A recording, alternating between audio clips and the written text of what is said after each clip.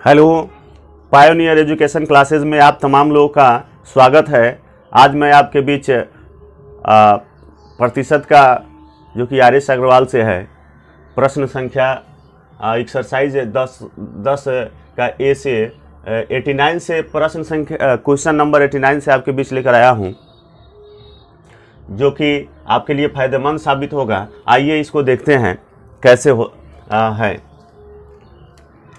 सेब के मूल्य में 25% की कमी हो जाने पर, सेब के मूल्य में 25% की कमी हो जाने पर ग्राहक को 240 रुपया में 2 केजी अधिक सेव मिलते हैं।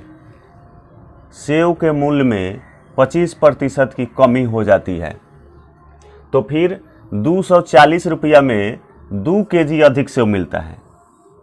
2 केजी अधिक सेव मिलता है तो घाटा हुआ मूल्य क्या है। जैसे मान लेते हैं कि बाजार हम पहले गए, बाजार पहले जाते थे तो 100 रुपया में 5 गो कलम मिलता है।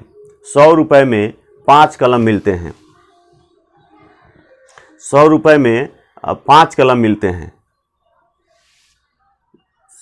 तो अब अगर बाजार जाते हैं तो 100 रुपये में हमें 100 रुपये में हमें 10 कलम मिलते हैं। 100 रुपये में हमें 10 कलम मिलते हैं। तो क्या आप बताएंगे कि मूल्य घटा या बढ़ा? तो निश्चित तौर पर मूल्य घटा है। अगर हमें पता नहीं है, बाजार गए और हमें पता नहीं है कि मूल्य वस्तु का कितना है, हम जानते हैं पहले से कि 100 रुपये में 5 ही कलम मिलता है, 100 रुपये में 5 ही कलम मिलता है, तो हम जाएंगे दुकानदार को 100 रुपया दिए और कहे कि हमें 5 कलम दे दीजिए। तो दुकानदार कहा कि नहीं, अब कलम का दाम 50% घट गया है। कलम का दाम 50% घट गया है। तो ग्राहक बोलता है कि नहीं, घट गया है तो हमें पूरा का कलम ही दे दीजिए। तो उसने क्या किया कि उससे एक्स्ट्रा कलम दे दिया, 5 एक्स्ट्रा कलम दे दिया। यानी कि पहले 100 रुपये में 5 मिलते थे, अब 10 दे दिए। तो घटा हुआ मूल्य क्या हुआ? तो घटा हुआ मूल्य क्या हुआ? तो आइए देखते हैं इसको। मान ले पहले 100 रुपया लेकर जाता था तो उसको 5 कलम ही मिलते थे। पहले 100 रुपये लेके जाता था तो 5 कलम ही मिलते थे, लेकिन अब जाके मूल्य हो गया है, अब 100 रुपया में 5 कलम न मिलके 10 कलम मिलते हैं। यानी कि मूल्य जो है 50% घट गया है। 50% मूल्य घट गया है। तो घटा हुआ मूल्य क्या है? तो हम बताएंगे ना, जो 100 रुपया लेके जा रहे हैं अब दुकानदार को दिए तो वह क्या किया, कहा कि नहीं, अब 50% घट गया है दाम। तो अगर उसे कलम नहीं लेना होता, 5 ही कलम लेना होता तो इसका 50% उसे लौटा देता, इसका 50% लौटा देता, इसका 50% लौटाएगा। यानी कि 50 रुपये लौटाएगा और बाकी के जो पहले जितना मिलते थे कलम, जितना कलम मिलते थे उतना कलम दे देगा। यानी कि अगर हम कोई वस्तु 240 रुपये लेके जाते हैं, किसी वस्तु को खरीदने, सेव खरीदने जाते हैं 240 रुपये लेके, तो जितना पहले मिलता था, ग्राहक मैं हूँ और जाता हूँ खरीदने और उसको 240 रुपये देता हूँ, कहता हूँ कि भाई पहले जितना सेव देता था उतना दे दो। तो वो कहा कि ठीक है, मैं उतना सेव पहले आपको दे देता हूं, लेकिन अब सेव के दाम में 25% की कमी हो गई है, तो आप 25% रुपये वापस ले लो। 240 का 25% रुपये वापस ले लो। 25% मतलब होता है 1/4, 4 छक 24, 60 रुपये वापस ले लो। तो कहा कि नहीं, हमें पैसे नहीं चाहिए, उसके सेव ही दे दीजिए। तो उसको इसके बदले में, उसको इसे बदले में 2 केजी सेव मिल गया। आप बात समझ गए होंगे कि जो दाम घट रहा है, जो रुपया लेके जा रहे हैं उसका उतना % कम हो जा रहा है। यानी कि 240 रुपये लेकर के हमने बाजार गया तो 2 केजी अधिक सेव मिलता है। इसका मतलब कि इसका 25% दाम कम हो गया। 240 का 25% दाम कम हो गया। यानी कि 60 रुपया कम हो गया। तो 60 रुपये में उसको मिल जाता है 2 केजी सेव। 60 रुपये में 2 केजी सेव मिलता है। 60 रुपये में 2 केजी सेव मिलता है। तो फिर बताइए 1 केजी घटा हुआ मूल्य क्या हो गया? 1 केजी सेव का मूल्य 30 रुपया। 1 केजी सेव का मूल्य 30 रुपया। हम समझ रहे हैं, हम उम्मीद करते हैं कि आपको ये बात समझ में आई होगी। आए अगले प्रश्न की ओर। इसके पूर्व आपसे मेरा एक आग्रह है कि आप मेरे चैनल पर नए हैं और इसी तरह के वीडियो आप अगर प्रतिदिन देखना चाहते हैं जो आपके लिए फ़ायदेमंद हो, तो कृपया अगर आप मेरे चैनल पर नए हैं तो पायोनियर एजुकेशन क्लासेस चैनल को सब्सक्राइब करें और अपने सुझावों के लिए कमेंट भी करें। आइए अगले प्रश्न की ओर बढ़ते हैं। आइए इसको देखते हैं। ठीक उसी प्रकार के प्रश्न हैं। भाव में कमी हो गई है, 25% भाव में कमी हो गई है। रबर मिटाने वाले, यदि मिटाने वाले रबरों के भाव 25% की कमी हो जाए तो कोई व्यक्ति 1 रुपये में 2 रबर और अधिक खरीद सकता है। मतलब साफ है कि 1 रुपया में 2 रबर और ज़्यादा खरीद पा रहा है। 25% कमी हुआ है तो इसी का 25% कमी हुआ है, इसी का 25% कमी हुआ है। तो 1 रुपये का 25% कितना होगा? 1 रुपये का 25% का मतलब होता है 1/4, यानी कि 1/4 हुआ।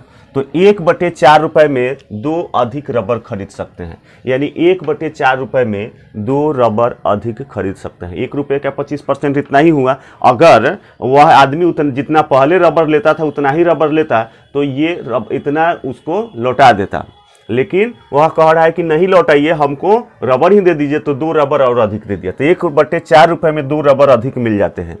तो 1/4 का मतलब होता है 0.25। तो इतना रुपया में रबर मिलता है 2 गो, तो 1 रुपया में कितना रबर मिलेगा? 1 रुपया में तो कम ही रबर मिलेगा ना। तो 2/25, 0.5, दशमलव हटाइए, ऊपर 2 गो 0 डालिए, 25 8 200, यानी कि 1 रुपये में 8 रबर अब मिलेंगे। 1 रुपये में अब 8 रबर मिलेंगे। हम उम्मीद करते हैं कि आपको ये बात समझ में आई होगी। चलिए अगले प्रश्न की ओर बढ़ते हैं। आइए 91 नंबर प्रश्न है। इसके पहले वाला जो प्रश्न था 90 नंबर प्रश्न था, आर.एस. अग्रवाल के एक्सरसाइज 10 का 1 90 नंबर प्रश्न था। वो लिखना भूल गए थे इस यहाँ पर। ये 91 नंबर प्रश्न है। किसी वस्तु के मूल्य में 33% की कमी होने पर 1 रुपये में 4 अधिक वस्तुएं 1 रुपये में 4 अधिक वस्तुएं खरीदी जा सकती है। 4 रुपये में अधिक वस्तुएं खरीदी जा सकती है। घटने से वस्तु का मूल्य क्या था? घटने से पहले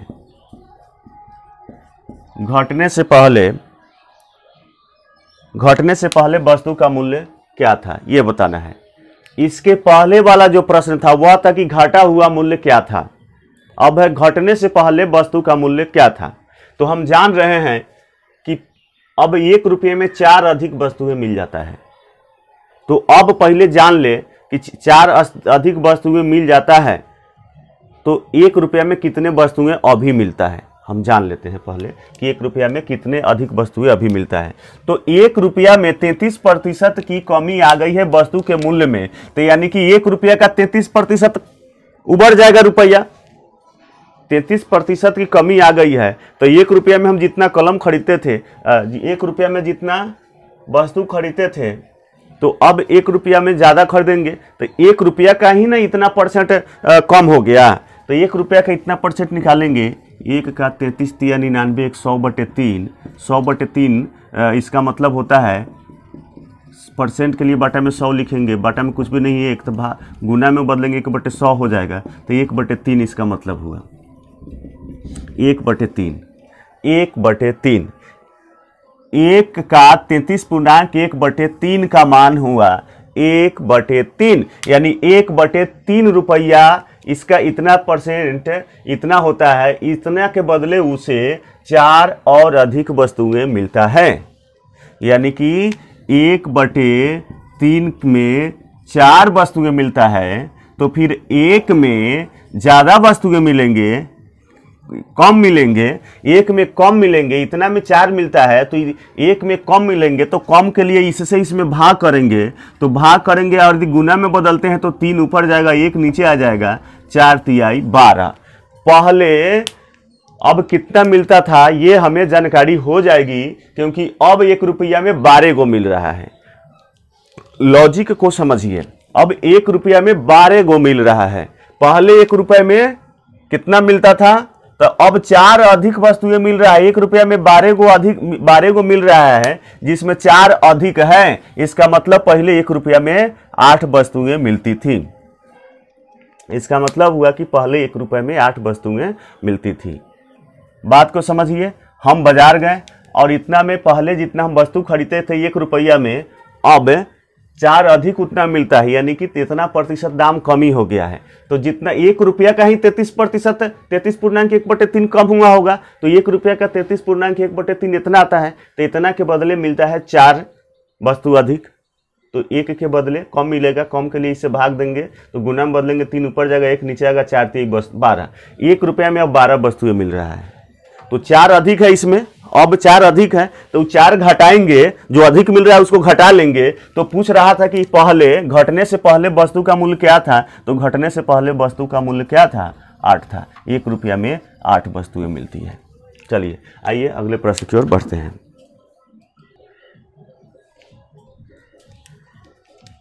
अगला प्रश्न है 92 नंबर। एक परीक्षा में उत्तीर्ण होने के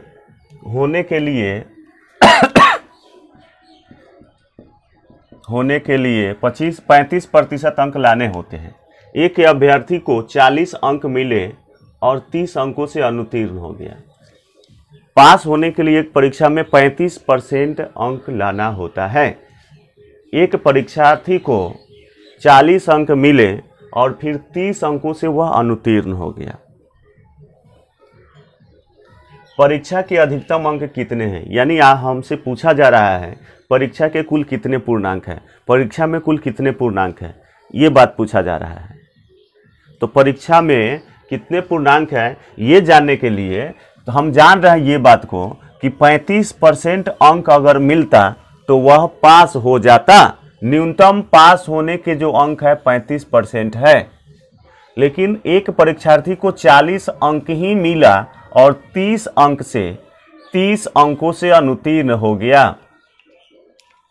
40 अंक मिला और 30 अंकों से अनुत्तीर्ण हो गया, यानी उसको 40 अंक मिला है, 30 और मिल जाता तो 30 और मिल जाता तो वह उत्तीर्ण हो जाता, यानी कि 35% वह हो जाता।